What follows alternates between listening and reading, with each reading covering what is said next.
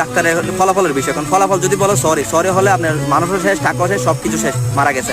এখন যদি ফলাফল বলে সাকসেস যদি হয় তাহলে কি অপারেশন থিয়েটারের বয়কে দিতে হবে, খুশি করতে হবে, তারপর দারোয়ানকে খুশি করতে হবে। তো এখন সব শেষে রোগী সুস্থ হওয়ার পর এখন কি রিলিজের পাড়া যখন হয়েছে তখন কি নার্সকে কিছু খুশি করতে হবে, ওয়ার্ড বয়কে কিছু খুশি করতে হবে, যে এখানে যারা বাজা করে মাসি তাদের কিছু খুশি করতে হবে, দারোয়ানকে কিছু খুশি করতে হবে। তারপর সব কিছু খুশি করার পর ল্যান্ডটা হয়ে হাসপাতাল থেকে বেরোতে হবে। বেরোর পর আপনি সুন্দর করে একটা ব্যানার দেখবেন, এখানে কোনো দুর্নীতি চলে না। এটা আমাদের চট্টগ্রাম মেডিকেল না, বড় বড় মেডিকেল সবগুলোতে এরকমটা চলে।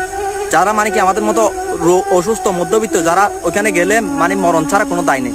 প্রতিনিয়ত পরীক্ষা, প্রতিনিয়ত খরচ, প্রতিনিয়ত একবার ঢুকলে এই টাকা ওই টাকা, ওষুধের কোনো দামই নেই। যেখানে আপনি ওষুধ লক্ষ টাকার ওষুধ দিয়ে দেন, ওইগুলো খুঁজতে পারবেন না, খুঁজলে আপনার রোগীকে মেরে ফেলবে।